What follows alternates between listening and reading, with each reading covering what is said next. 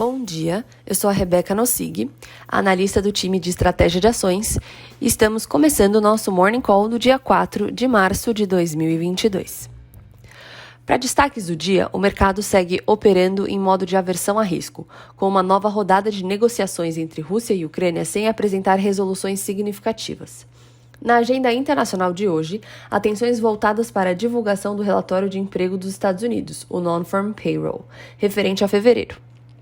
A mediana das projeções de mercado aponta para a criação de 423 mil vagas, ante 467 mil em janeiro, enquanto o time de estratégia global da XP estima 457 mil. No Brasil, por sua vez, o destaque vai para a publicação dos resultados do PIB do quarto trimestre de 2021.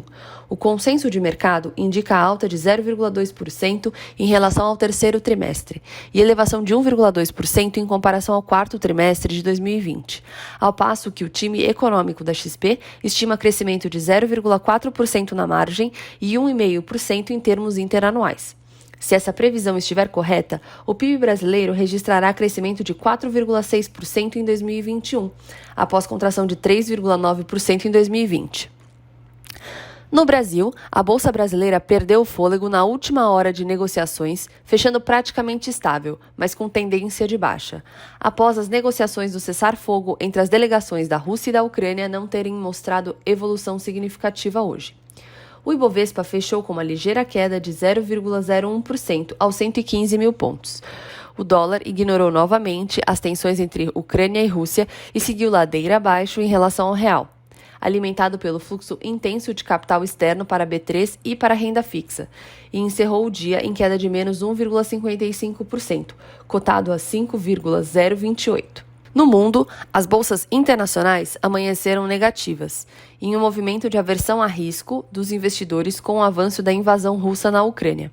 Na madrugada desta sexta-feira, o exército russo atacou uma usina nuclear ucraniana, sendo essa a maior da Europa. E apesar do incêndio não ter afetado diretamente um reator, o ataque revitalizou expectativas de novas sanções do Ocidente sobre a economia russa e temores sobre novos gargalos na oferta de commodities.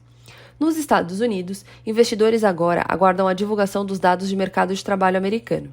As projeções do consenso apontam para uma redução da taxa de desemprego para 3,9%, com a criação de 440 mil novos postos de trabalho e um crescimento de salários em torno de 5,8% ano contra ano, segundo o Dow Jones.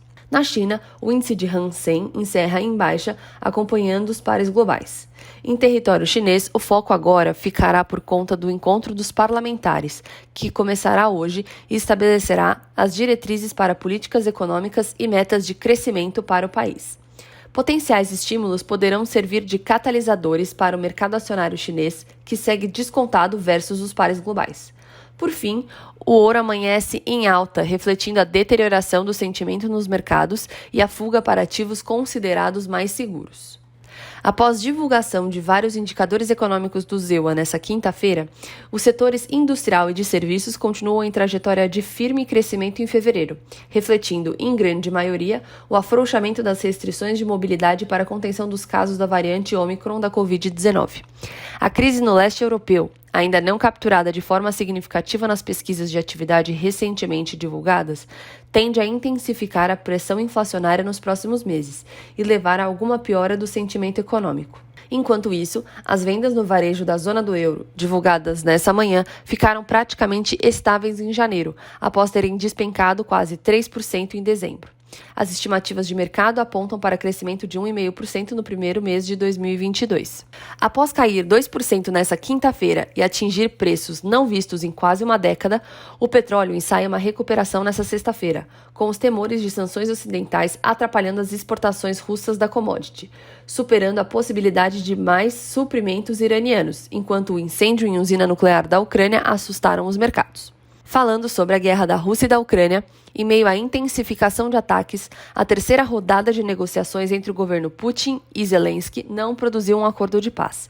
Vale notar, no entanto, que os representantes concordaram em criar corredores humanitários para permitir a fuga de cidadãos em zona de conflito. Apesar da notícia ser celebrada pelo governo ucraniano, críticos apontam a uma série de dificuldades logísticas para implementar as medidas e afirmam que a saída dos cidadãos das áreas em questão facilitaria o avanço de tropas russas. Negociadores russos e ucranianos discutiram também sobre um possível cessar-fogo entre os países, mas não houve uma definição a respeito do tema. Os líderes concordaram em realizar uma nova rodada de negociações em breve. Entretanto, com a firme postura de Putin sobre a saída do governo Zelensky do poder e a resistência ucraniana a render sua soberania, as chances de um acordo são consideradas baixas. Notamos ainda que, segundo relatos, os ataques no território ucraniano foram intensificados, com bombardeios constantes em grandes cidades e pontos estratégicos como Kiev e o porto de Odessa, além do ataque à maior usina nuclear da Europa. Já nos Estados Unidos, as possibilidades de sanções ao setor de energia russo seguem em discussão, apesar de certa resistência da Casa Branca. É isso, bons negócios e até amanhã.